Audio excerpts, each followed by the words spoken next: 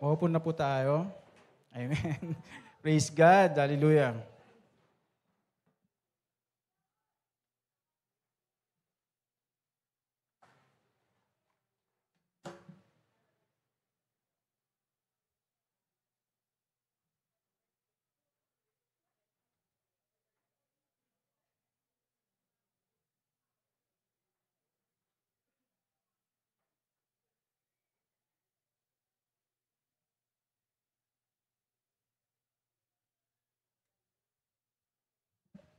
Amen. Hallelujah.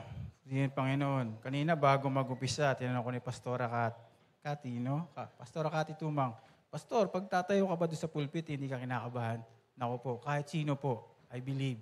No, sabi ko nga, para akong kandilang naupos. Sabi ko, pero hindi ko lang siya ini-entertain, no? Nandoon na yung aking katawan, no? Sabihin natin nangihina. But si Lord, no? Once si Lord, si Jesus Christ, yung portion ng ating puso, no? Mapagtatagumpayan po natin yan, yung any fear o ano man pong nararamdaman po natin. So, akin po ibabahagi, no? Karugtong po ito nung aking binahagi po sa soaking, no? About po sa letters to the 7 churches. So, nandiyan po ba yun? Yan, sa Revelation, chapter 2 and 3, no?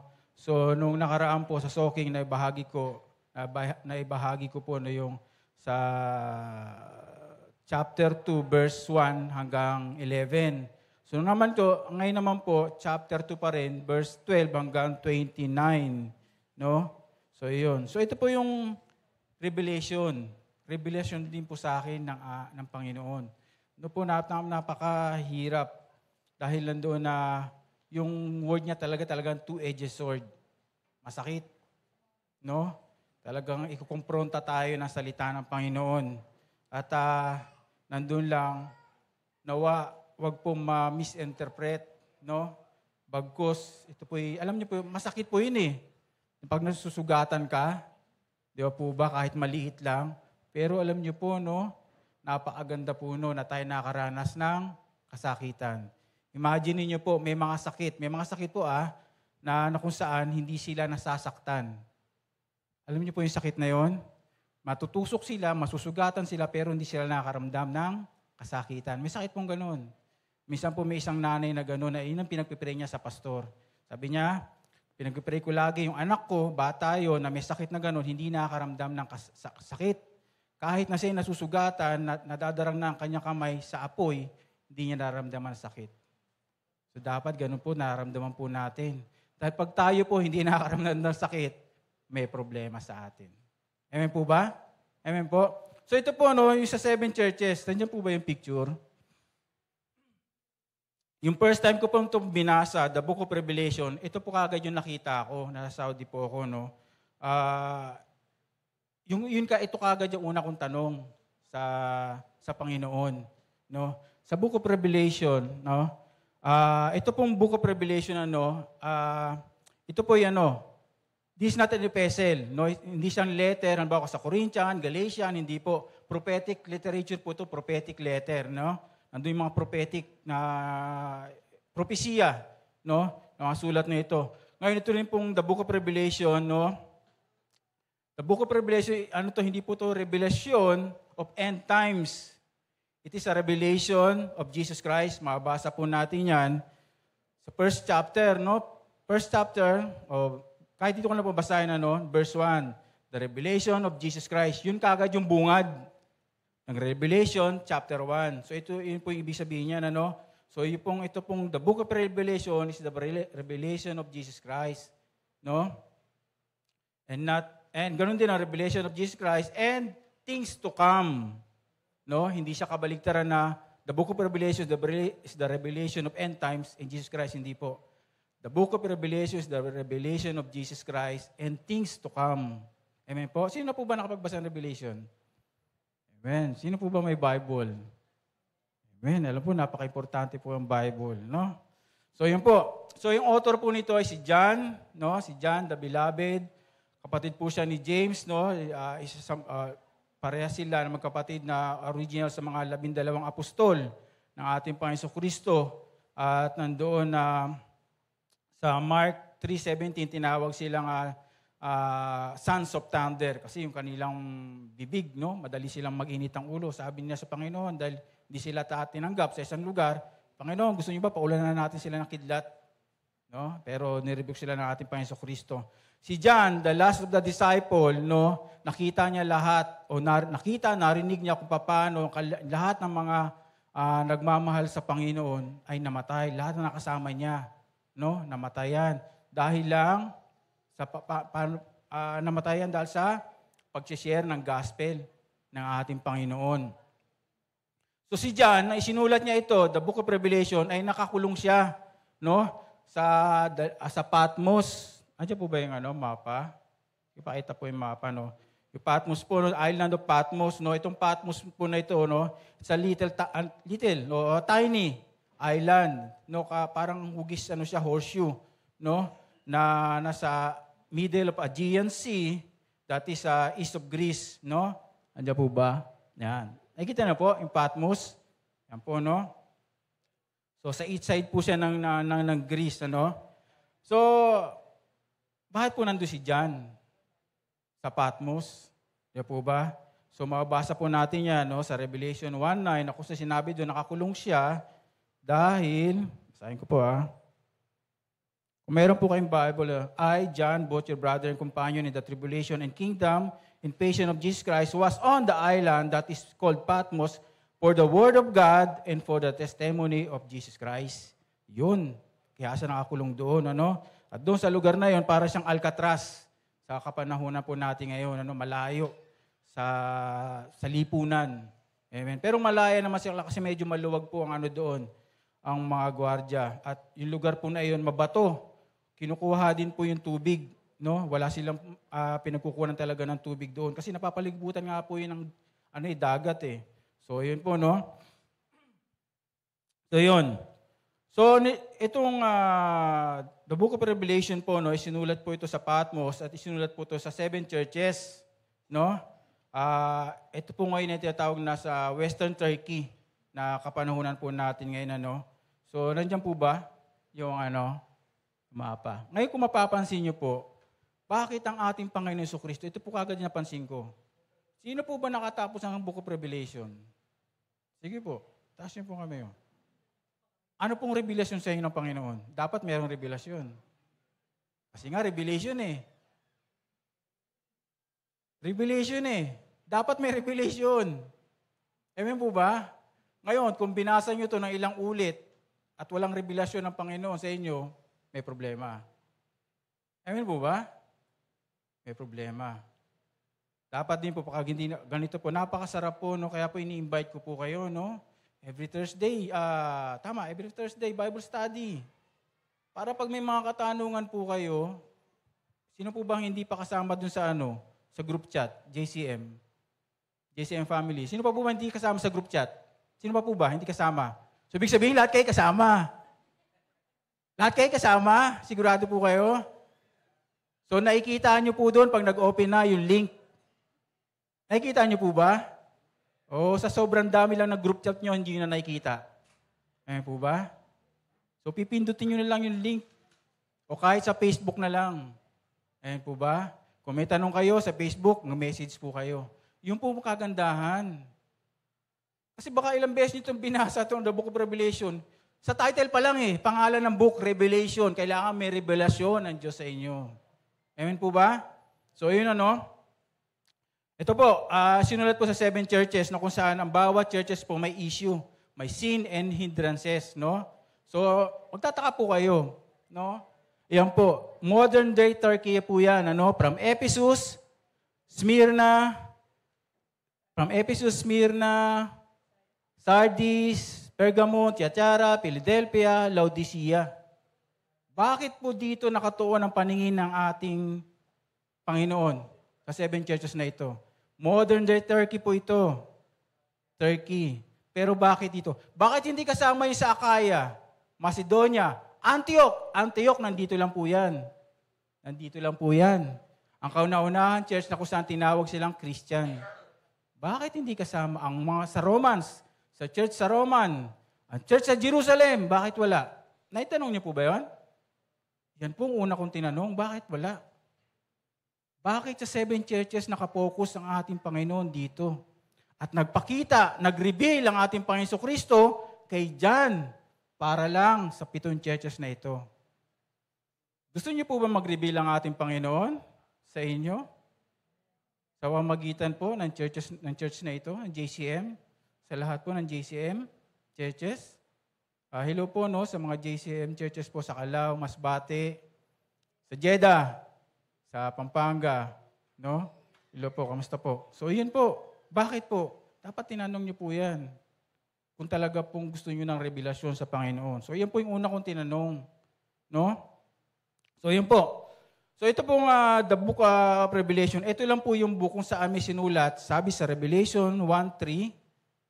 Sa Revelation 1:3, sabi doon, Blessed is he who reads and those who hear the words of this prophecy and keep those things which are written in it, for the time is near. Sabi doon, mapalad ang bumabasa.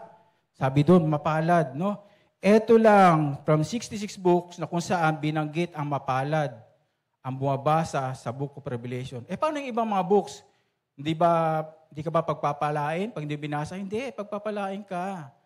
Pero ito lang, yung book, na kung saan isinulat talaga ni John. Pinasulat ng ating Panginoon Kristo na kung saan pag binasa mo ito, mabibless ka. No?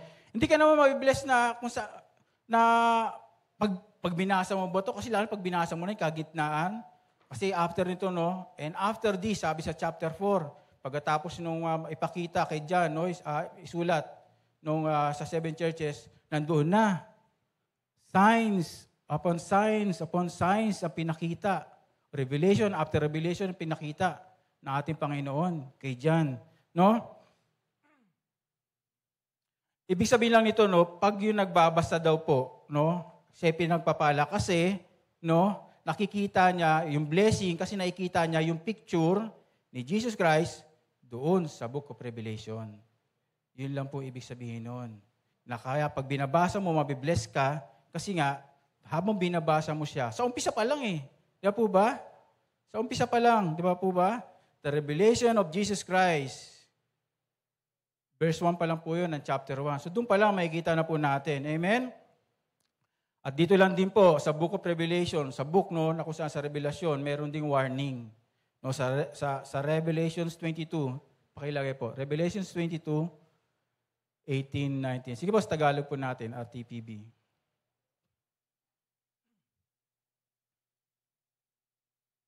Akong si Juan nagbibigay ng babala. Ito po, akong si Juan ay nagbibigay ng babala sa sino man makarinig sa mga propesiya na nasa aklat na ito. Ang sino man magdaragdag sa nilalaman na aklat na ito ay daragdagan ng Diyos ng parusa.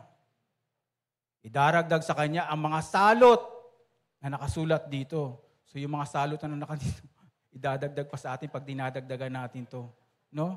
Lalo na yung mga katuruan.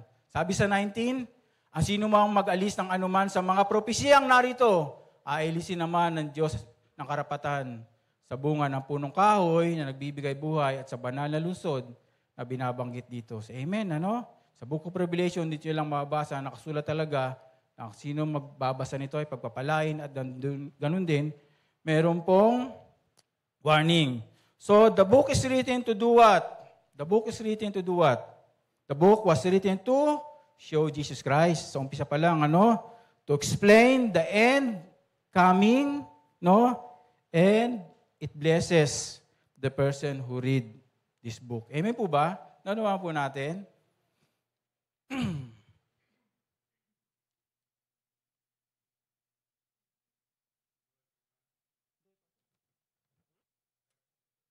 Diyan po. Lalamig na nga po. Lalamig. Amen. So dito mo tayo. Sige, sa Revelation tayo po tayo. Basahin po natin. Tapos manalangin na rin po tayo. Sa Revelation chapter 2 verse 12 hanggang 29. Tama, 29. Sige po. Alam ko po nabasa nyo na pero basahin po uli natin. Sabi po dito, isulat mo sa anghel na iglesia sa Pergamo. Ito ang pinapasabi na may hawak na matalas na tabak na sa magkabilay may talim. Nalalaman ko kung saan ka nakatira sa lugar na pinaghaharian ni Satanas. Ngunit nananatili kang tapat sa akin. Hindi mo tinalikuran ang iyong pananampalataya sa akin kahit noong si Antipas na tapat kong lingkod ay patayin diyan sa kalagitnaan ninyo sa bayang tinitirhan ni Satanas. Subalit mahinanakit ako sa iyo. Mailan sa inyo na sumusunod sa katuruan ni Balaam na nagturo kay Balak upang mahikayat ang mga Israelita na magkasala. Kaya't kumain sila ng mga pagkain inihandog sa mga Diyos-Diyosan at nakiapid. Mailan din sa inyong sumusunod sa katuruan ng mga Nikolaita. Kaya magsisi na kayo talikuran ng inyong mga kasalanan. Kung hindi, pupunta ako diyan sa lalim madaling panahon at pupuksain ko ang mga taong iyon sa pamamagitan ng tabak na lumalabas sa aking bibig. Ang lahat ng may pandinig ay makinig sa sinasabi ng Espiritu sa mga iglesia. Ang magtatagumpay ay bibigyan ko ng nakatagong mana. Bibigyan ko rin siya ng batong puti na kinasusulatan ng isang bagong pangalan na walang sino mang nakakaalam maliban sa tatanggap niyon. Isulat mo sa anghel na iglesia sa Tiatira, ito ang pinapasabi ng anak ng Diyos na may mga matang parang apoy na nagliliyab at mga paang kumikinang na parang tansong pinakintab. Nalaman ko mga ginagawa mo, ang iyong pag-ibig, katapatan, paglilingkod at pagtitiyaga. Nalaman ko ang mga ginagawa mo ngayon ay higit kaysa noong una. Ngunit, ito ang masasabi ko laban sa iyo. Pinapayagan mo si Jezebel, ang babae nagpapanggap na propeta, naturuan at linlangin ang aking mga lingkod upang makiapid at kumain ng pagkain inihandog sa mga Diyos-Diyosan.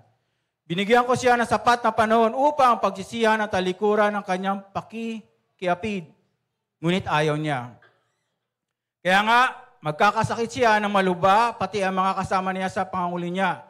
Daranas sila ng matinding kapigatian, kung hindi nila pagsisihan at tatalikuran ang kahalayang ginawa nila sa piling ng babaeng iyan. Papatayin ko rin ang kanyang mga tagasunod upang malaman ng mga iglesia na ako ang nakakaalam sa puso't isip ng mga tao. Gagantimpalaan ko ang mga bawat isa sa inyo ayon sa inyong mga gawa. Ngunit, para sa ibang mga taga-Tiatira na hindi nakinig sa masamang katuruan ni Jezebel at hindi natuto ng tinatawag na malalalim na lihim ni Satanas, ito ang sinasabi ko sa inyo, hindi ko kayo bibigyan ng pasanin. Ngunit, dapat kayo manatiling tapat sa akin hanggang ako'y dumating. Sa magtatagumpay at tutupad ng kalooban ko hanggang wakas, ibibigay ko sa kanya ang pamamahala sa mga bansa. Namamahala siya sa pamamagitan ng tungkod na bakal at dudurugin niya ang mga bansa na parang mga palayok. Ibibigay ko ito kung paanong ibinigay ito sa akin ng Ama. Ibibigay ko rin sa mga magtatagumpay ang bituin sa umaga. Ang lahat ng may pandinig ay makinig sa sinasabi ng Espiritu sa mga iglesia. Manalangin po tayo. Amin dakilang Diyos. Salamat Panginoon sa inyo pong salita na aming narinig. Ama, patuloy po kaming nagpapasalamat, nagpupuri po sa inyo. Wala po mapaglagyan ng aming mga puso at isipan, Panginoon, sa kagalakan. Dahil sa mga oras na ito, alam po namin, kayo po'y nakatingin sa inyo pong mga anak na nagmamahal po sa inyo. Lord, pangunahan niyo po kami. Holy Spirit, pangunahan niyo po kami. Give us, Father God, a fresh revelation, yung wisdom po ninyo, Panginoon. Lord, yung aming mga ignorance, palitan niyo po, Panginoon, ng karunungan na nagmumula po sa inyo. Hindi po namin dapat ma-interpret ito sa pamagitan ng tao. Bagkus, Lord, yung interpretasyon niyo po, siya po magsalita sa amin. Ama, tulungan niyo po kami ng aming mga tenga, Panginoon, ay mag-function na kung saan ay marinig po namin. Aming mga puso, Lord, may align sa inyo pong mga salita na sa ganun ang aming pag-aaralan ay may apply po namin sa aming buhay. Na sa ganun, Father God, sa paglabas po namin dito, pag nakita kami ng ibang tao, Panginoon, hindi pa man po kami nagsasalita, makikita na po sa amin ang kaningningan ng aming Panginoon Kristo. At Lord, ang aming mga bibig ay magsilbing alat na makakapagpabago at makakapagpalapit sa inyo pong anak na aming Panginoon Kristo. Lord, patuloy pagpalain ang bawat kapatiran nandito, Panginoon, sa bawat churches, Father God, sa bawat nanonood, Father God, sa kanilang mga tahanan. Lord, salamat. Salamat sa araw na ito. Itong araw na ito, Panginoon, ay para po sa inyo. Kami po ay magpupuri, magpapasalamat, mag-aaral ng inyong salita. Holy Spirit, salamat. Salamat, Panginoon. Salamat. Pinupuri po namin kahit na dakila sa pangalan ni Jesus. Amen, amen, amen. Sige po na po tayo. So, yun po, no? So, napuntahan na po. Una pong churches, so pang ano na po to, sa 12 po, no? So, 7 churches po. So nasa Pergamo na po tayo. So, balikan ko lang po yung sa, ano po, sa unang church, sa Ephesus at sa Smyrna. So, sa Ephesus po, no, sa sulat na ito, ewan ko kung napansin niyo po yung sa sulat na ito, ano? Iisa po yung pattern ng ating Panginoon. No? Nandoon, pinapakilala ng ating Panginoon kung sino siya. Hindi niya dinedirektang siya, ako si Jesus. No? Hindi niya dinedirekta. Yung karakteristik niya, no, yung kanyang pagka-Diyos, binanggit ito sa Revelation chapter 1 from verse 13 hanggang 18. Sinabi po doon. Tapos ito ngayon, iniisa-isa niya sa bawat churches. Sa Ephesus, no, ang problema sa Ephesus ay yung mga nanlalamig na. Sino po ba ang mga nanlalamig na dyan? Baka po, sobra sa lamig po no, sa aircon. No? No, kung naglalamig, jacket lang po. Pero wag po tayo manlalamig sa pananampalataya. Amen? Wag po. Pag tayo po, no, sabi doon sa English, no, you left your first love. Kung tayo man po, iniwan natin yung ating first love sa Panginoon, nandiyan pa rin po yan. Umalis man po tayo, pagbabalikan natin yung ating love sa ating Panginoon, nandun pa rin po yan. Kung tayo aalis sa isang pamilya natin, sa isang tahanan, pagbabalik tayo, nandun pa rin yung ating pamilya. Amen po ba? Kung tayo aalis sa church, at babalik tayo, nandun pa rin yung mga kapatiran sa church na mag-i-encourage sa atin. Amen? Natutulong sa atin. So yun po, no? Sa Smyrna, ito lang po yung church. 2 lang po sa 7 churches na wala pong na tawag dito na kung saan ay walang binanggit ang ating Panginoon no, sa kanilang kasalanan. Ang Smyrna, ini-encourage pa ng Panginoon. No, kahit sila ay nasa gitna na kung saan na isang kultura ay grabe yung pagan worship. Pero nandoon, no, sabi nila, yung kanilang faith is unto death. No, kahit sa kamatayan. No? Kahit sa kamatayan, grabe po. Grabe po, no? So, yun po. Tapos nandito na po tayo sa Pergamos. Sige po, sa Revelation 2, chapter 2, verse 12.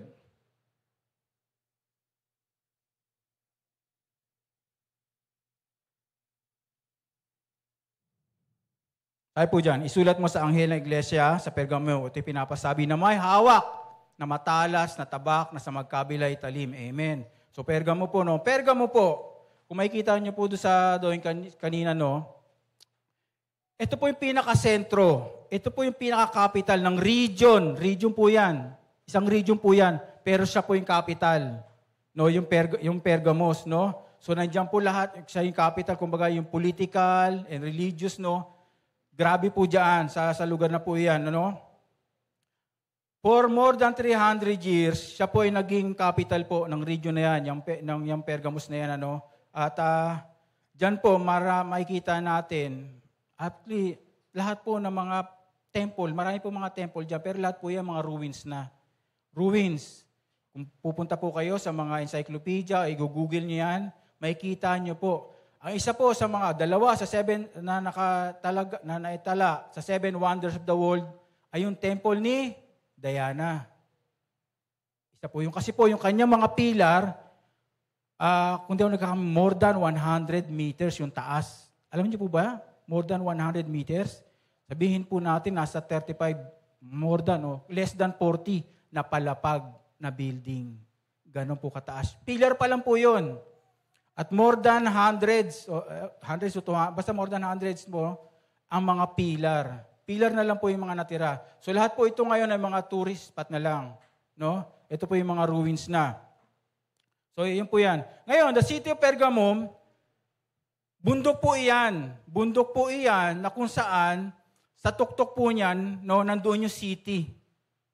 Yung Pergamum. No? Kung titingnan nyo po no, sa mapa o sa encyclopedia, no, yung modern day na Pergamum, although yung city dyan, no, ruins na po talaga.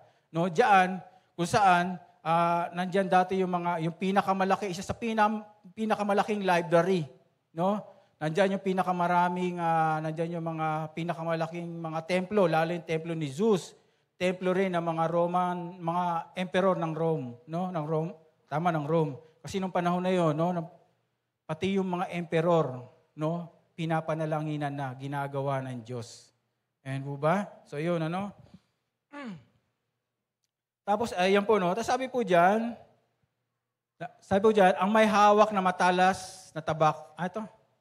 Ito ang pinapasabi na may hawak na matalas na tabak na magkabilay talim.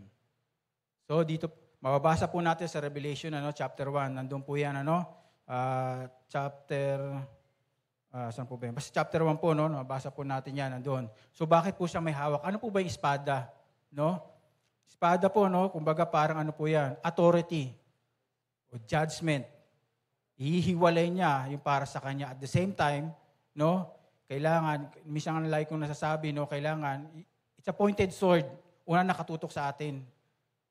Kailangan hiwain yung ating puso. Nasa ganun makita natin ang ating puso. The way na nakikita ng Panginoon. Hindi po the way na nakikita po natin. Amen? So, grabe po, no? Minsan po, nung nasa Saudi ako, minsan po kasi pag wala kang mga knife o cutting knife na gano'n, so minsan yung lagari. Alam niyo po, sino po ba nakagawa nun? Lagari, igagrind mo lang, kutsilyo na. Di po ba? So, nung minsan, nag-grind ako ng gano'n, tapos in-examine ko kung matalas na. Naku, grabe. Matalas nga. Ramdam na ramdam ko yung sakit. Alam niyo po yun yung magtatayuan yung balahibo mo sa sakit. Ganon. Ganon po yan. Ganon po yan. Matalas na tabak. Hindi po mapurol na salita ng Panginoon. Amen po ba? Matalas po yan. At kailangan nararamdaman po natin yan. Amen po ba? Pag tayo po nakaranas ng tabak ng salita ng ating Diyos, dapat po nararamdaman nyo. Dapat po merong conviction. Pag wala, may problema. Amen po ba? So, yun So, ganun din po, no? Sabi po sa Hebrew Revelation, sa Hebrew, punta po ng Hebrew 4:12. So, parang ito rin po yun, Sige, basahin lang po natin. Hebrew 4:12. Hebrew 4:12.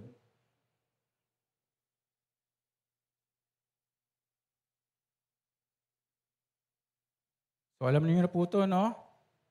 Sabi po dyan, ang salita ng Diyos ay buhay at mabisa, mas matalas kaysa, mabisa, no? Mabisa. Buhay at mabisa, mas matalas kaysa alinman tabak na magkabilay may talim. Ito'y tumatagos maging sa kaibaturan ng kaluluwa at espiritu ng mga kasukasuhan at buto at nakakaalam ng mga iniisip at binabalak ng tao. So, amen. So, ito pong tabak na ito, no? Ito po yung katulad sinabi ko po, ito po yung magse-separate, lalo po dito sa church, yan gamit ng ating Panginoon.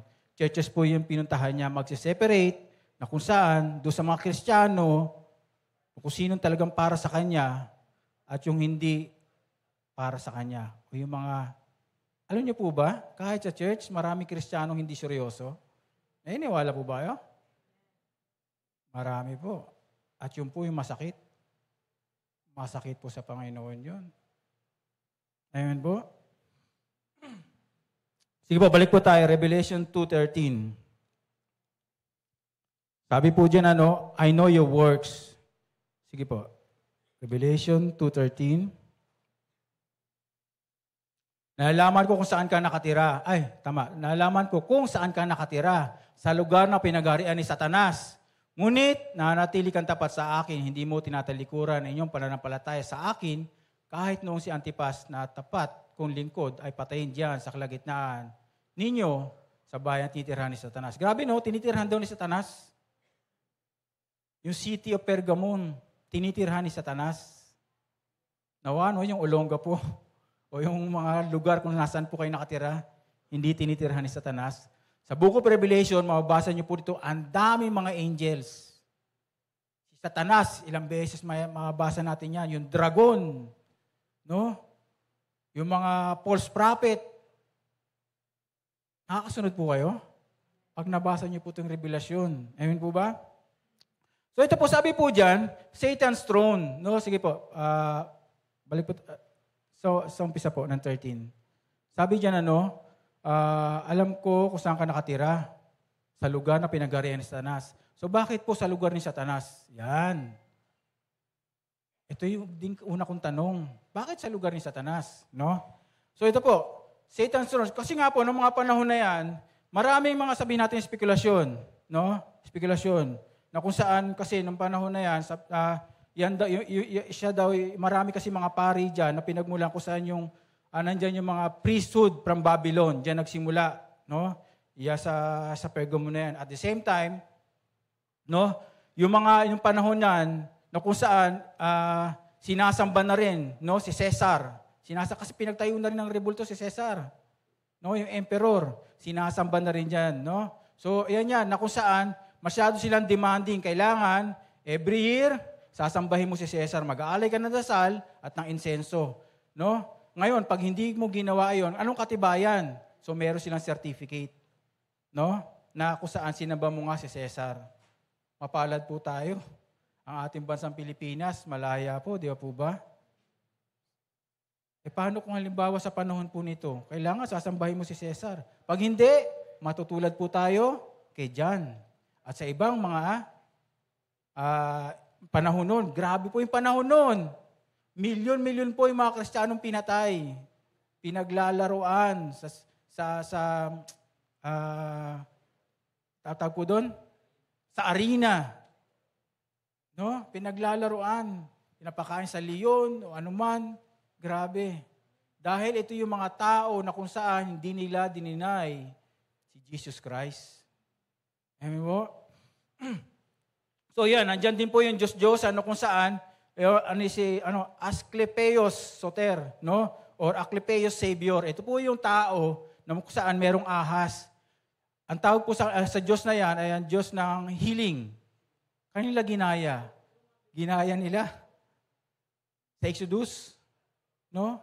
Kinuha lang nila. So marami pong Diyos-Diyosan dyan, no? Maraming Diyos-Diyosan. Pero ito pong pinakaisa.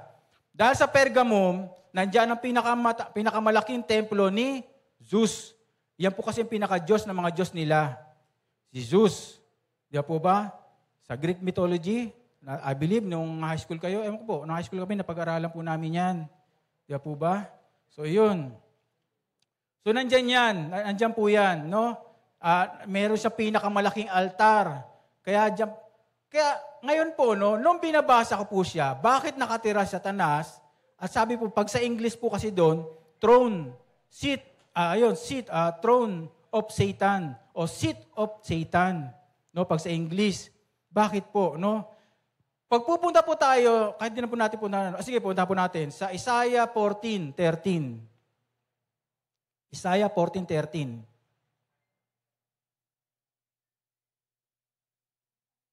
Sabi po dyan, hindi ba sinabi mo sa iyong sarili, sino po to? Si Lucifer po ito, no? Hindi ba sinabi mo sa iyong sarili, aakit ako sa langit at sa ibabaw ng mga bituin ng Diyos, ilalagay ko ang aking trono. Uupo ako sa ibabaw ng bundok. Natagpuan ng mga Diyos sa malayong hilaga. Ngayon, ito po yung revelasyon sa akin. Kaya ako nalaman, kaya ako napagtugma na ito nga yung tirahan ni Satanas. Amen po. Ngayon, ito pong altar na po ito, buo pa po ito. Pero ngayon po, hindi nyo na makikita. Bakit? Kasi in early 19th century, meron pong archaeologists, no? Kasi nung panahon noon, may mga, mga archaeology, di ba? Yung nag-aaral ng mga labi, di ba? Yung mga ruins. Diba? Hanggang ngayon sa Israel, yan, marami yan, yung mga hinuhukay. Di ba po ba? Yung altar na ito, buo pa rin. At tinaransfer niya, ngayon po, na nasa East Berlin Museum. Pumunta po kayo sa Google, makikita nyo. Ang lalabas doon, Pergamum altar o seat of Satan. Ang lalabas doon. Makikita nyo po yun. No? So, nandun po yan. Kita nyo po, no? Grabe. Ngayon po, no? Ruins na yun Ruins na yan. Maaari wala na yung tinatawag natin na upuan, no? Nakaupo si Satanas. Pero alam niyo po ba sa kasalukuyan natin ngayon, o isa pang altar, ano? Nawa po, wala na po tayong mga altar.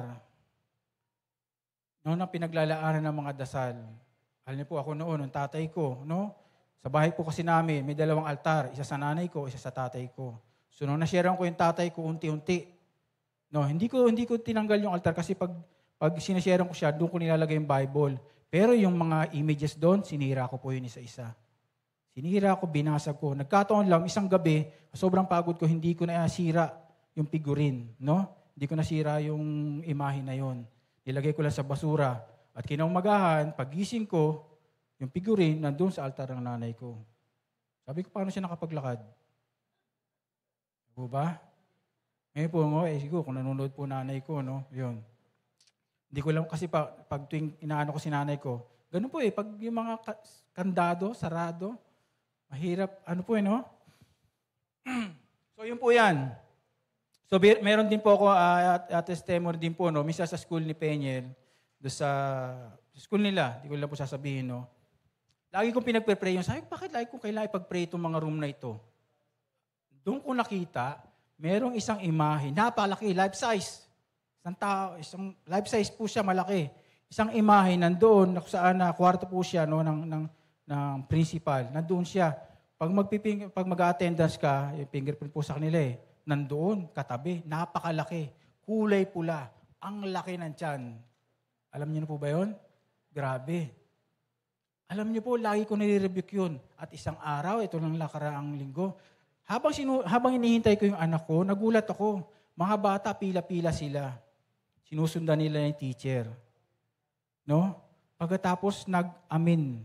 Alam mo yun? Nag-amin sila. Kasi yung statwa, nakaganito.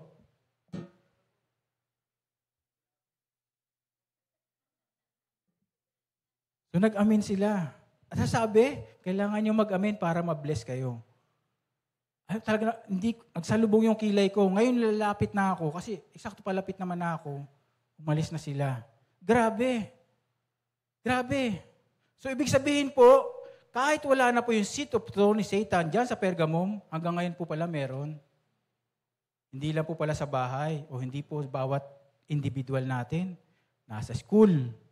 Nasa trabaho nyo po. Di ba po ba?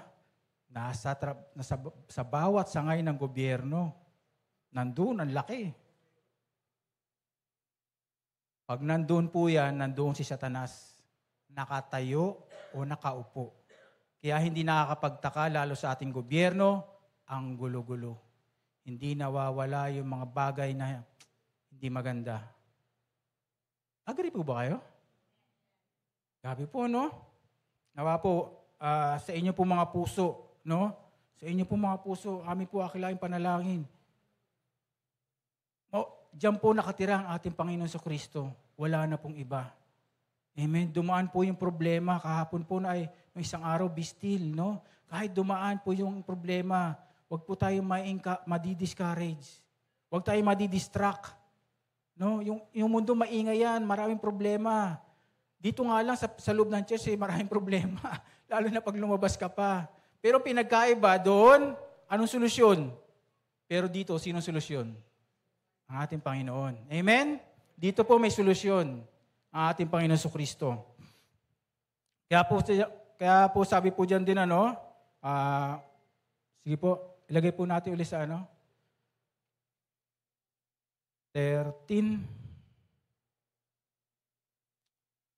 Okay, naalaman ko kung saan ka nakatira sa lugar na pinagharian ni Satanas, ngunit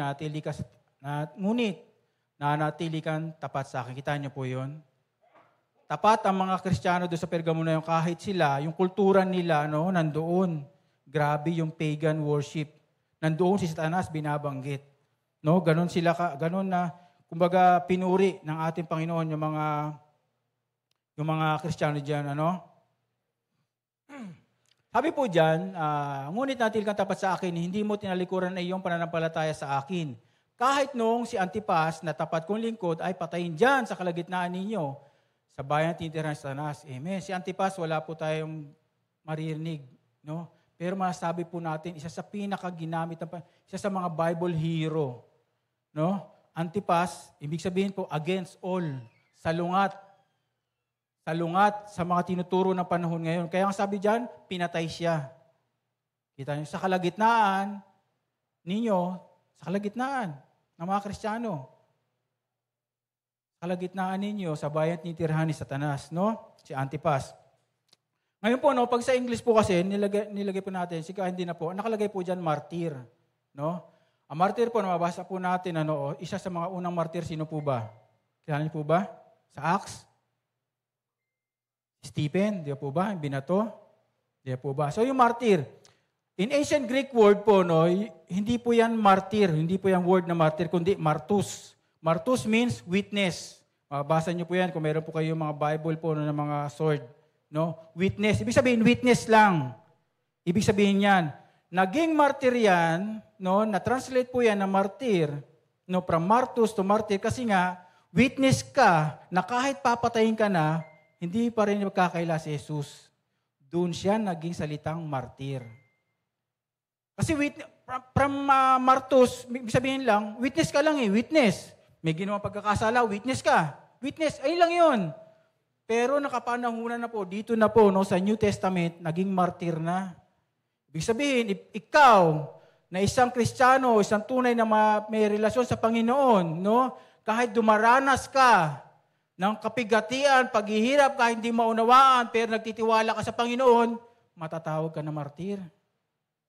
Kahit binobombarded ka na ng paligid mo, ng pamilya mo, nakapaligid mo, katrabaho mo, no? Pero nananampalataya ka pa rin. Yung pananampalataya mo sa Panginoon, no? Hindi mag-wave. Masasabi na ikaw ay martir. Pero buhay ka pa naman nun. Pero dito po, no, yung martir, yung po yung mga pinapatay. Ayan po ba? Sa isang reliyon, maraming mga martir. Kaya ngayon, yung mga martir na yon, ginawa rin nilang Diyos-Diyosan. No? So, sige po, sa ano na po tayo? 14. Sabi po dyan, subalit mahina nakita ko sa iyo, may ilan sa inyo na sumusunod sa katuruan ni Balaam, na nagturo kay Balak upang mahikayat ang mga Israelita na magkasala, kaya't kumain sila ng mga pagkain inihandog sa mga Diyos-Diyosan at nakiapid. 15, may ilan din sa inyo sumusunod sa katuruan ng mga Nicolaita. Sige, balik po tayo sa 14. So, sino po ba itong si Balaam? Alam niyo po, makikita niyo po sa sulat yung pattern ng ating Panginoon. Una, magpapakilala siya. Tapos, iko-comment ka niya, ito yung mga ginagawa niyo, nalalaman ko. Pero ito lang, pagkatapos noon, ito na. Ngunit, meron lang ako hinanakit sa inyo. Nakita niyo po ba yun, yung pattern ng pagkakasulat? Pagkatapos noon, sabi doon, repent. Manumbalik ka. Sabi po doon. At pagkatapos noon, yung reward. Nakakasabay po ba yun? Nabasa niyo po ba? Nakita niyo po ba yung pattern? Basahin niyo po ulit. Basahin niyo po ulit. Amen? So, sino po ba si Balaam? No? Ito po yung sa ano po yan, sa Numbers po yan, 22 to 24 hanggang 31. Isa po yung false prophet. Ito po yung panahon na yung mga Israelita papunta na ng Kanaan, pero po yung si King Balak, no? Tinawag niya, itong propeta, false prophet po ito, corrupt na propeta, bayaran na propeta, para i-curse yung mga Israelita. Pero hindi sila pero po hindi po na-curse, bagkos na i-bless pa. Pero may ginawa lang siya. Dahil yung proteksyon ng Panginoon ay nandoon sa mga Israelita, paano nagkasala mga Israelita? Umalis sila sa proteksyon ng Diyos. Ano sabi doon? No? Nahikayat sila. Sabi po dyan, upang makahikayat ang mga, sige po, pakitaas po. Makahikayat, magkasala, kahit kumain sila ng mga pagkain inihandog sa mga Diyos-Diyosan at nakiapid. At marami po yung namatay noon. So yun po yung pagkakasala, no? Ito po si Balaam. So si Balaam po, no, siya yung sabihin natin sa modern day, no, natin a prototype of corrupt teachers. Marami po niyan. Kaya nga po dapat, paano nyo po makikita na ang mga nagtuturo po sa inyo ay tunay nga po na alagad ng Diyos? Paano nyo po makikita? Paano nyo po makikita? Yung Holy Spirit po ba, nakikita nyo? Hindi. Pero paano nyo po makikita? By the fruit of the Holy Spirit. Yung kanyang pamumuhay. Amen po? Yung kanyang pamumuhay. Kung paano siya mag-isip, kung paano siya kumilos, kung paano siya magdesisyon. Amen po? So, ayan po si Balaam po, no? na kung saan ay magkaroon ng itinulak ang mga Israelita, no, sa sexual na immoralidad. Ako po, nang first year college ako, no, ROTC, sino po ba may ROTC dito? No, mukhang wala na ata yun. ROTC, nagkataon po noon naligaw ako sa Ermita. Bata pa kasi ako noon, no? So first year college, no? Mag-assemble po kami sa Luneta. Napaaga yung aking pagbaba sa jeep. So napunta ako ng Ermita, no? Alam niyo po, doon sa Ermita, sa ilalim ng ano po ba yun? Tren? Ano po ba yun, Pastor? LRT. Yung bawat kolong po noon, nung dinaanan ko yun, kaya rin ako naligaw eh. Actually, hindi ako naligaw eh. Yung bawat kolong po, yung bawat pader, malaking poste po yun. Napakaikot po doon, may salamin. At sa bawat salamin po doon, may mga picture po doon ng babae. Hubot-hubad. Opo. Tapos, bukas pa yung mga club. Nandiyon yung mga babae. Eh, siyempre, bata ako. First year college. Alam niyo po yung kaanuhan pa. No? Hindi naman sabihin natin ka-inosente yan. Hindi na ako inosente noon eh. Di po ba? Naglalakad ako, kaya ako na-late. Na-late ako kasi sa katitingin. Di po ba? Pati sa tabi ng kalsada, kita niyo po yun. Kita niyo po yung kultura. Inaalaw po yun. Accept po yun ang kultura. Sa kalsada, kaliwat kanan po, tinda, no? Pornography. VHS, mga magazine. Grabe. No? Grabe. So, yan po yan, no? Nicolaitans, sabi po dyan, Nicolaitans, sige po, sa 15, mailan din sa inyo sumusunod sa katuruan ng mga Nicolaitans. So, yan po, isang grupo po yan, no? Parang katulad ni Balaam, mga teacher po yan, o mga sabihin natin, part of body of believers, o mga sabihin natin, parang kami. Mga nagsasalita, no?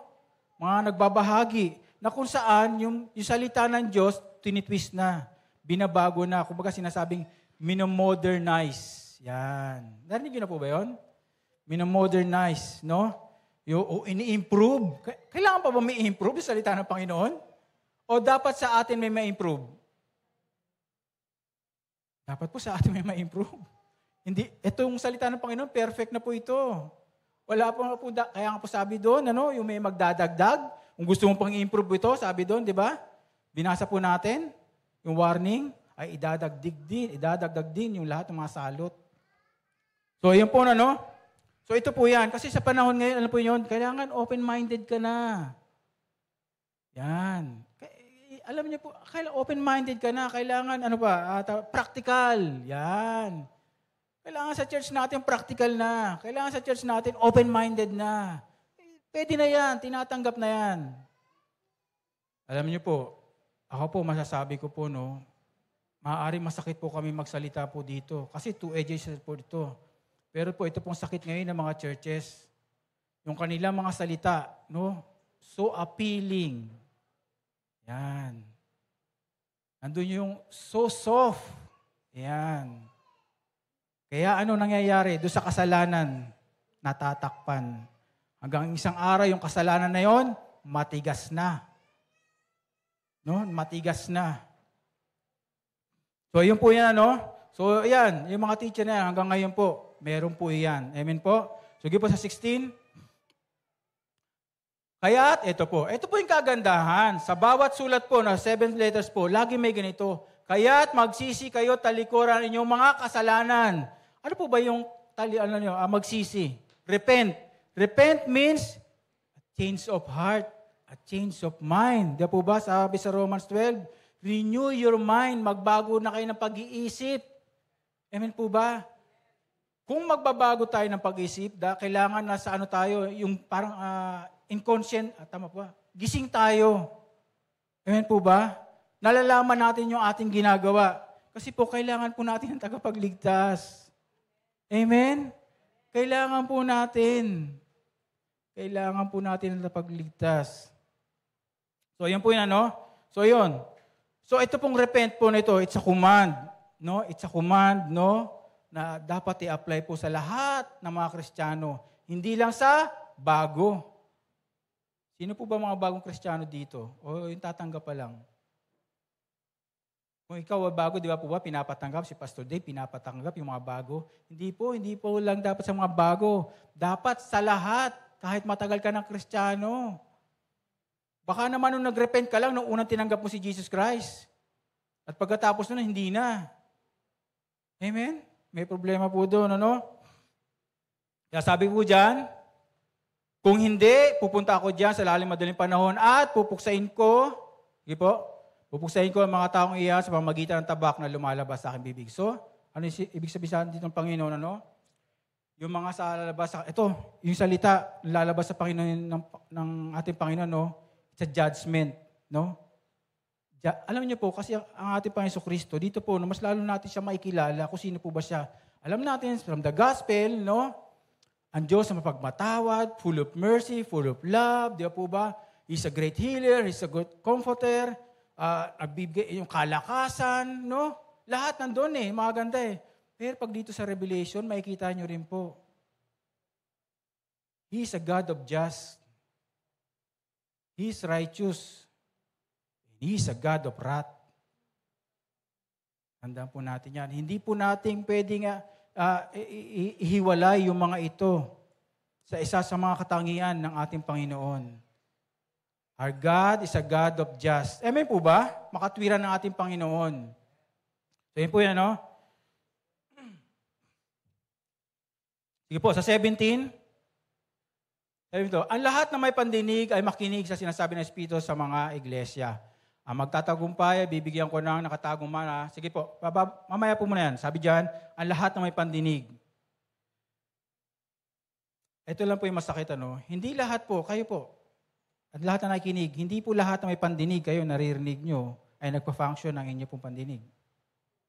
Hindi po lahat na may tenga, nagpa-function po yan. Meron po mga bingi, tama po ba? Talagang hindi sila, paano kung talagang nakakarinig? Pero hindi niya naririnig. Kaya nga sabi ng Diyos, ang lahat, mula noon na sinulat ito sa 7 churches hanggang sa kasalukuyan, tayo po yun. Lahat. Kaya kung nagpa-function po yung pandinig ninyo, pakinggan daw po natin. Makinig sa sinasabi ng Espiritu sa mga iglesia. Ano ibig sabihin doon ng Panginoon? Seryoso ako. Seryoso ang ating Panginoon Kristo, kaya dapat maging seryoso tayo. Yung ating pandinig, buksan po natin yan. Kung marami man tutulian, linisin po natin yan nang makapasok yung salita ng Panginoon at dumiretso sa puso natin. Amen po ba? At dito po may dalawang reward, sabi ng Panginoon, no? Yung makikinig at tutupad. Sabi dyan, ang magtatagumpay, bibigyan ko ng nakatagong mana. Nakatagong mana, ano po ba yun? No? Sa Exodus, nung naglalakbay ang mga Israelita, binigyan ng Diyos, binigyan ng Panginoon ang mga Israelita ng pagkain. Galing saan? Sa langit. Sa langit. Hindi pinaghirapan ng tao. Natatagong mana. Pero pagdating ng Joshua, sa Joshua 5, nung papasok na sila sa Kanaan at kinain nila yung mga bunga, na wala na yung mana. Doon na huminto yung rasyon, yung provision ng ating Panginoon. Kasi doon, pinapakita ng Panginoon na kailangan na kayo magtrabaho. Hindi puro tayo asa. Dapat umaasa tayo sa Panginoon, siya magbibigay. Pero dapat nagtatrabaho din tayo. Amen po ba? Alam niyo po ba yung katamaran, kasalanan po yan. Amen? So kailangan nagtatrabaho din po tayo.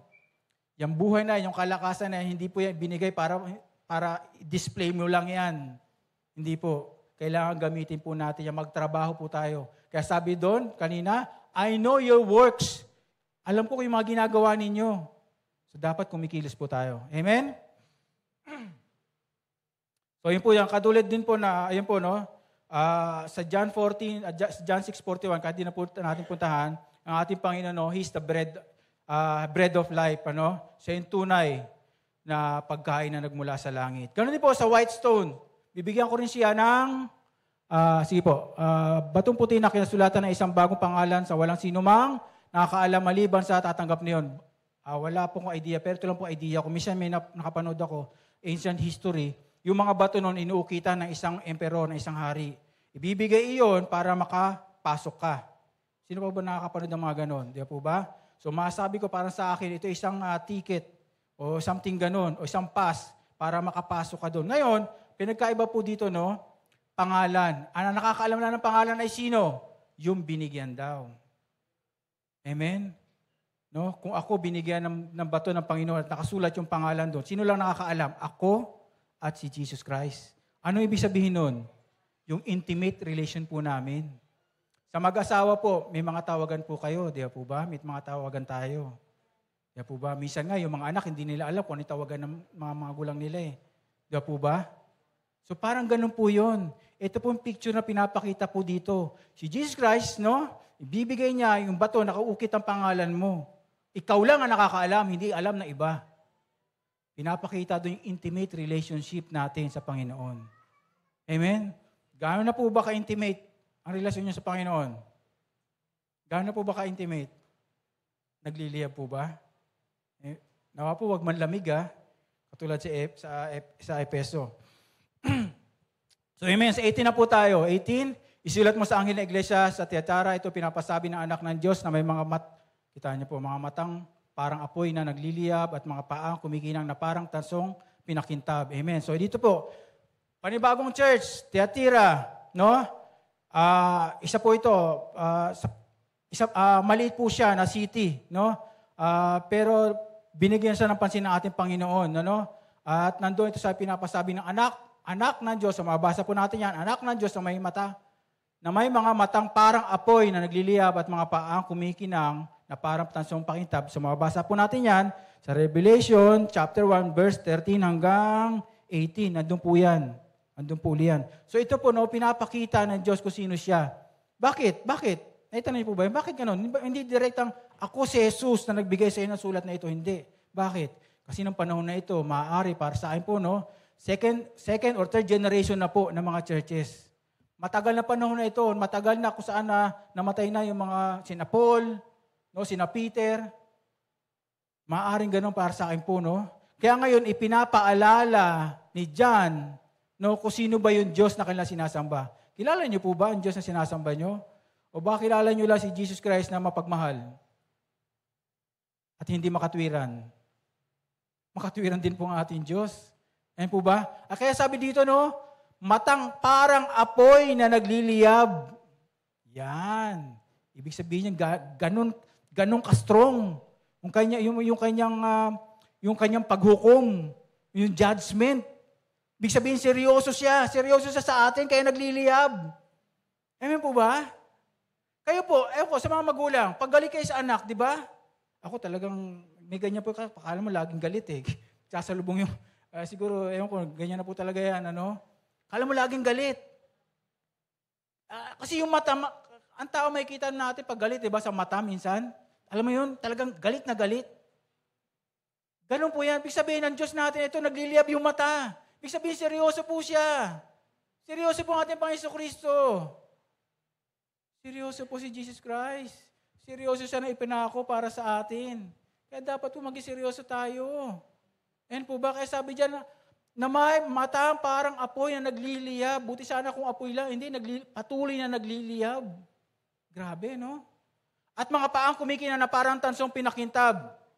Tansong pinakintab, no? Nung panahon na yan, nung ancient time, no? Yung tanso o yung brass, no? Yan po yung pinakamatigas na bakal nung panahon nun kasi yan po yung ni-refine. Ni-refine po yan. Tinanggal yung mga mixture o yung mga bagay na hindi maganda. At ang natitira yung purong tanso, purong brass. So ibig sabihin matibay po yan. Matibay, kaya dyan sabi parang tansong pakintab, ano? So ibig sabihin matibay na, refine siya, immovable po siya. Ganyan po ang ating Panginoon. Dapat ganyan din po tayo. Immovable. Pag nandyan ang bagyo, hindi tayo matitinag. Immovable. Amen po ba? Kamusta na po ang mga paa nyo sa pananampalataya? Kamusta na po ba? Nakatayo pa rin po ba kayo? Dapat nakatayo pa rin po. Kung hindi man, napapagod, luluhod. Amen po ba? Hindi yung pag napagod po, no? Ayoko na. Iwanan na kita. Hindi po dapat ganon. Mga kapatid, hindi po dapat ganon. So, amen. Sabi po sa 19, sige po, 19 na po tayo. Nalalaman ko mga ginagawa mo, ito po, alam ng Panginoon. Ang yung pagkita niyo po yung mga katangian, meron sa Tiatira. Meron pong katangian, 4. Maganda po ito.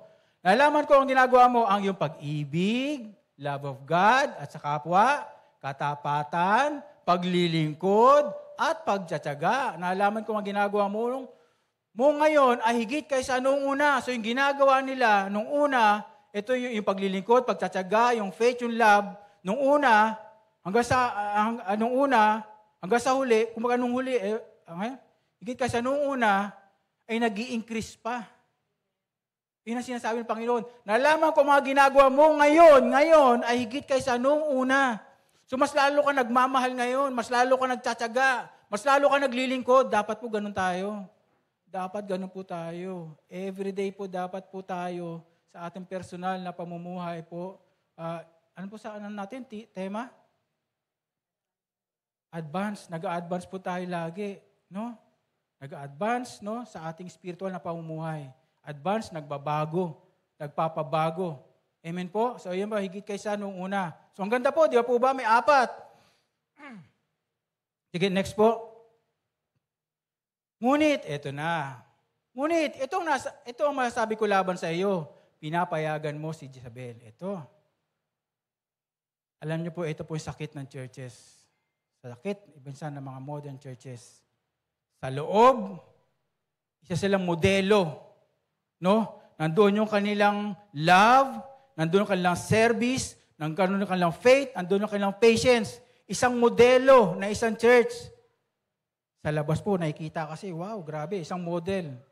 Pero pagdating para sa loob, may problema. Ang sabi doon, pinapayagan, inaalaw. Inaalaw nyo pakinggan, entertainin si Satanas. Inaalaw nyo, pinapayagan nyo, o in-entertain nyo yung mga bagay na pinapanood nyo, binabasa nyo na hindi nyo naman sinasangguni sa mga elders o lalo na sa Bible. Ayan po ba? Ang babae nagpapanggap na propeta na naturuan at nilangin ang aking mga lingkod upang makiapid at kumain ng pagkain na handog sa mga Diyos-Diyosan. So, noong mga panahon po yan, Jezebel. Bakit tinawag na Jezebel? Kung tayo po tatawagin, yung mga lalaki, tatawagin tayo na isa kang Judas, para kang si Hitler. Di ba po, iba ang dating? Di ba po ba? Paano pag babae? Para kang si Jezebel. Di ba may strong? May something, di ba po ba? Mabigat. Si Jezebel po, isa po siya sa pinakamasabing isang wicked queen, na sa character po, doon po dito po sa Bible. Mababasa po natin 'yan sa 1 King po, sa 1 King chapter 16 hanggang 21, tsaka sa 2 Kings chapter 9. So mababasa po natin 'yan, yung Jezebel na 'yan, So ito po, katulad ni Balaam, ito po ba yung kanina? Nakulesya, ito po yung tinitwist po nila yung salita ng Panginoon. Kaya nga po, kami po pag nagtuturo dito, nagbabahagi, kailangan po nagbabasa din po kayo o binasa nyo na. Amen po ba? Baka balang araw po, may magsasalita dito o may magsishare sa inyo. Ito na yung modern day Christian. Hindi naman namin sinisira yung pagiging Kristyanismo. Mino-modernize lang namin. Ini-improve lang namin. Dapat maging open-minded na kayo. Tama ba yun?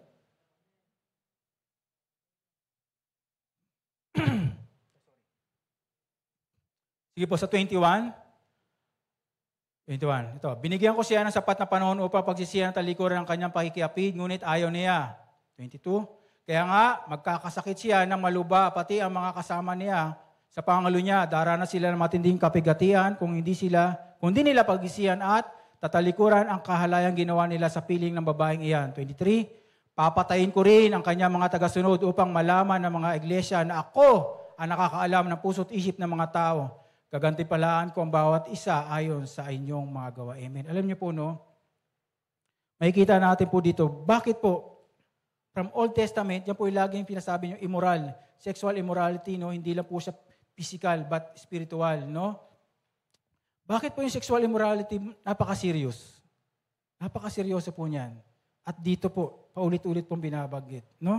Sexual immorality, bakit po napakaseryoso niyan? Sex outside marriage always hurts someone. Naniniwala po ba kayo? Sex outside, sa mga youth po, makinig po kayo. Sex outside marriage always hurts someone. Naniniwala po ba kayo?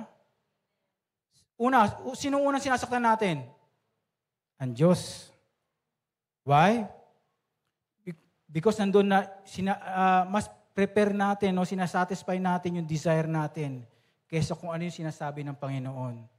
Mas pinapangunahan natin siya kaysa doon sa plano ng Panginoon sa atin. Amen?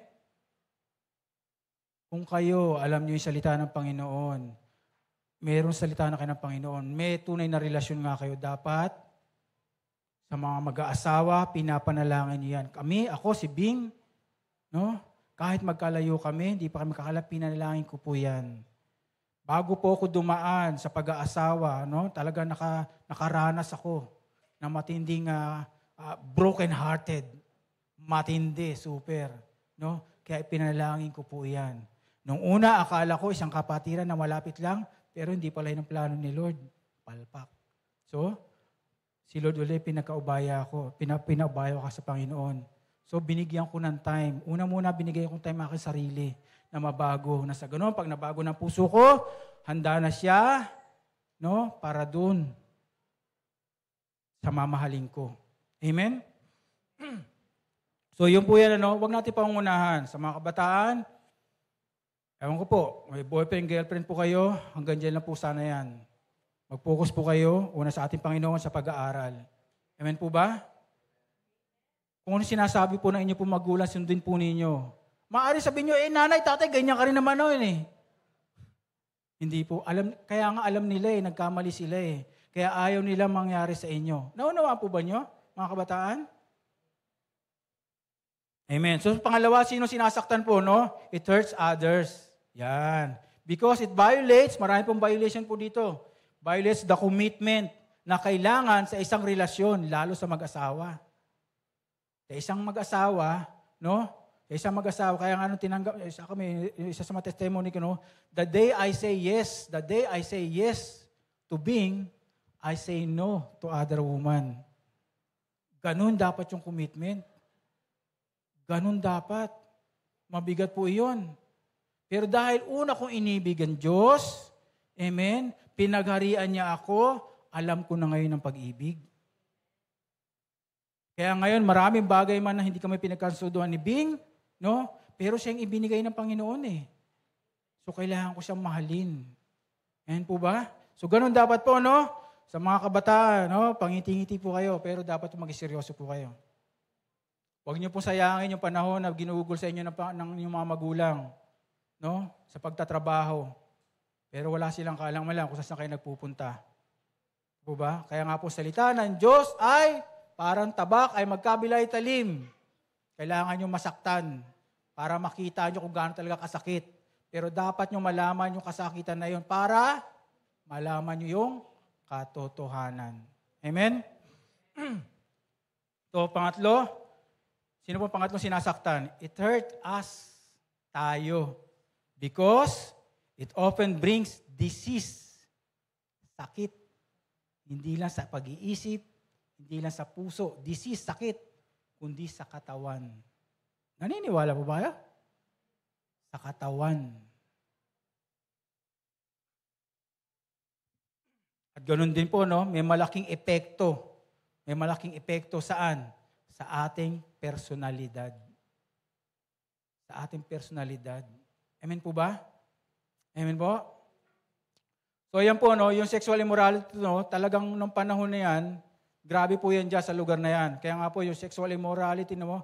Has tremendous power to destroy, una, families. Churches. No? Yan ang mga sisirain yan. At communities. Amen po ba? Ako po, naranasan ko yun sa isang kaibigan. Ano? Nagpunta kami doon sa lugar. Sa Taytay pa po yun. No? Bata pa po ako. Ako yung nakapag-college lang. So mga barkada ko, nag-construction na. So pumunta siya doon sa isang bahay. Alam niyo po yun? Yung kanyang asawa, binubugaw niya. No? Hinahanap niya kasi yung pangalan. Sabi niya, oo, asawa ko yan. Yung pinagtanungan niya, asawa. hinahanap. O sige, ito na, tinawag niya, o yan, pinapunta. Kita niyo po yun? Ganun po yung komunidad. Paglagana po yung sexual immorality. Magbantay po kayo, kahit sa tahanan niyo po. Amen po. Kailangan alam niyo po yung mga limitasyon. Lalo na pag ang bata ay lumalaki, ituro niyo rin po yan. No? Kailangan dyan sa mga anak niyo po yan, walang ibang, katulad nga po na sabi ng Sister Noemi, walang ibang dapat nakahawak dyan. I mean, depende lang siguro kung kukurutin o ano. Pero alam niyo po yun, wala po kayong kalam-alam, may mali siyang paghawak na pala sa mga bata. Naunawaan niyo po ba? Kaya po dito yung mga bata tinuturuan. Amen po? So, yun po yun ano. At ayun. Sabi po dyan, kaya po sabi po dyan, no, kaya mag-repent, no? Sa verse 21, kung babasahin natin, repent, no?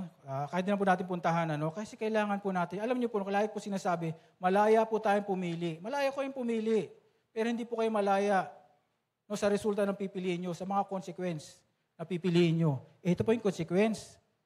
Kay Jezebel, nagkasakit siya, binigyan siya ng pagkakataon, binigyan siya ng time, pero hindi po siya nag-repent. Sa atin po, bibigyan din po tayo ng time ni Lord, mag-repent po tayo. Amen po ba? Amen. So, yun po, no? Sa 24, sige, 24 na po tayo. 5 minutes, yun. Sige po, 24. Ay po dyan, 24. Yan. Ngunit para sa ibang mga taga-Tiatira na hindi nakinig sa masamang katuruan ni Jezebel at hindi natuto sa tinatawag na malalim ni lihim ni Satanas, ito sinasabi ko sa inyo, hindi ko kayo bibigyan ng pasanin. So ano po ba ito, malalim na katuruan ni Satanas? Ako po, hindi ko po alam. Pero hindi ko na po pagtutuunan ng pansin. Kasi bakit? Masama nga eh. Ayan po ba? Masama nga. Akala nyo, tinuturo, may mga katuruan po ng mga kulto, no? Kaya ano po nangyayari? No? Kaya ano po nangyayari? Yung leader na isang kulto, sabi daw, nang usap sa kanya, pagkatapos yung kanyang pamilya, no? Magiging sex slave ng isang leader na ito. So, yan po yan. Huwag nyo na pong alamin. Kung gusto nyo bang alamin, tanungin nyo po si Pastor Negs. Kung ano yung malalim na katuruan na yan. Pero ko, ayoko po alamin kasi alam ko masama po yan. Alam ko kay Satanas yan. Pag isang katuruan ay nahihiwalay na sa Biblia, kay Satanas na po yan. Amen po? So, yan po na sa 26, sabi dyan, ngunit dapat kayo manatiling tapat sa akin. 25? Dapat kayo manatiling tapat sa akin hanggang ako'y dumating. 26, sa magtatagumpay, tutupad ng kalooban ko hanggang wakas, ibibigay sa kanya ang pamamahala sa mga bansa. Mamahala siya sa pamagitan ng tungkod na bakal at dudurugin niya ang mga bansa na parang palayok. Bibigay ko ito kung paanong ibinigay ito sa akin ng Ama. Bibigay ko rin sa mga magtatagumpay ang bituin sa umaga. So ito pong 25, no? 25 and 28. Nasa Psalms 2 po ito, Psalms 2. Psalms 2 po kung babasahin nyo. So ito po, pinapakita po dito na kung babasahin nyo Psalms 2, ito po yung authority ng ating, ng Messiah pag naghahari na siya, no? Pag maghahari siya dito po sa lupa. At tayo po, magiging bahagi po tayo niya. Ibig sabihin po dyan, makikibahagi po tayo sa kanyang paghahari. No? Amen po ba? Gusto niyo po ba makibahagi? Gusto niyo makibahagi? So dapat maging seryoso po tayo. Amen? Amen, no? Ayun. Pag nalamig, balik agad. Amen? Balik kay Lord. Pag nalamig, balik kay Lord. Amen? Pag nalamig, balik kay Lord. Huwag niyo pong hintayin pa na managinip kayo, na nakatingin sa inyo si Jesus Christ, nagliliyab ang mata. Amen? Morning star, no? Ito po lagi po bakit po lagi nahantulad yung konsepto ng morning star? Mababasa niyo po yan, no? Sa Isaiah, no? Si Satanas ay morning star daw. Ngayon si Jesus Christ, ganun din. Ito, morning star sa Revelation 22. Bakit inahalantulad? Actually, hindi lang po ito morning star. Gayun din po sa lion. Sa lion, sa Revelation chapter 5, sabi po doon, darating a lion of Judah, from the tribe of Judah. So si Jesus Christ po yun. Lion means king. Pero Satanas, ang lion, ano siya? A devourer. Yan po ba? So may lion na peke, may lion na hari. Kanino po kayong lion? Sa hari. Dapat Huwag hindi ito sa devourer. Ano po ba yun? Si Satanas, parang leon na ali-aligid. No? Leon. Si Satanas, parang leon na alig-aligid. naghihintay na masisila. Pero dito po, no, Lion of Judah, from the tribe of Judah, ang ating Panginoon Kristo. No? So, ibig sabihin, pinapakita lang, merong huwad at merong totoo. Iyon yung ating Panginoon Kristo. No? Yun. Kasi sabi rin po sa Revelations 22, no? Sabi po doon na bright and morning star. So, yun po yung ating Panginoon Kristo. Sa 29, last po, ito. Ang lahat na may pandinig, ito na naman. Ulitin na naman. Sa 7 churches, sa 7 letter, lahat po ganyan. Lahat may pandinig, lahat may pandinig. Kasi nga po, baka kayo po yung tenga nyo, hindi po nagpa-function. Ang lahat may pandinig ay makinig sa sinasabi ng Espiritu sa mga iglesia. So itong letter na po ito, no, the letter na ito, hindi pa po natapos, 7 letter na po ito, no, it applies to everyone, no. It applies, no, do sa mga katulad ng mga nina Jezebel, nina Balaam, it applies, no, do sa mga sumusunod doon, sa mga maling katuruan. It applies doon sa mga tao na kung saan ay gusto mag-repent o ayaw mag-repent. No? It applies doon sa mga, sabi sa 25, sa mananatiling tapat hanggang ako'y dumating. Amen. Dapat po, no, kay pastora, no, di ba, be still. Dapat ganoon po tayo, be still hanggang dumating ang ating Panginoon. Pastor, hanggang kailan? Hanggang dumating nga eh. Hanggang dumating. Huwag ka na magtanong kung hanggang kailan. Basta hintayin mo hanggang dumating dahil yung nangako ay tapat. Amen po ba? Amen. Ayun po yung sabi po niya sa Hebrew 10:23. Amen. Hallelujah. So, tayo po tayo. Lord, hallelujah. O aming dakilang Diyos Ama, salamat Panginoon sa inyo pong salita. Father God, salamat po sa inyo pong mga revelasyon. Lord, patuloy na kami ay nagpapasako po sa inyo, Lord. Turuan niyo po kami na maging tapat, manatiling tapat, Panginoon, katulad sinabi niyo, hanggang sa inyo pong pagdating, Lord, nandoon na sa ingay na mong ito, sa mga problema, Lord, hindi dapat kami ma-discourage, manghina, bagkus, Lord, panghawakan namin inyo pong mga pangako. Lord, patuloy na ingatan niyo pong aming mga puso, ang aming buhay, lalo na po sa mga maling katuruan. Kasi Lord, kahit Satanas nakapasok po dito sa bawat churches. Kaya nga po, Panginoon, we pray, Lord, na mag-magnify yung pangalan sa bawat isa, Lord. Nandoon na patuloy na balutin niyo po kami ng inyong banal dugo ng aming Panginoon Kristo, kundi po yung bawat churches. At Lord, Father God, Holy Spirit, discipline us na laging manalangin at magbasa at mag-meditate ng inyong salita nang sa ganon, hindi kami panghinaan sa tuwing kami dumaraan sa mga pagsubok. Sa ganon, Panginoon, madatnan niyo po kami na nananatili. Salamat, o aming dakilang Diyos. Purihin po kayo sa pangalan ni Jesus. Amen and amen, amen, amen.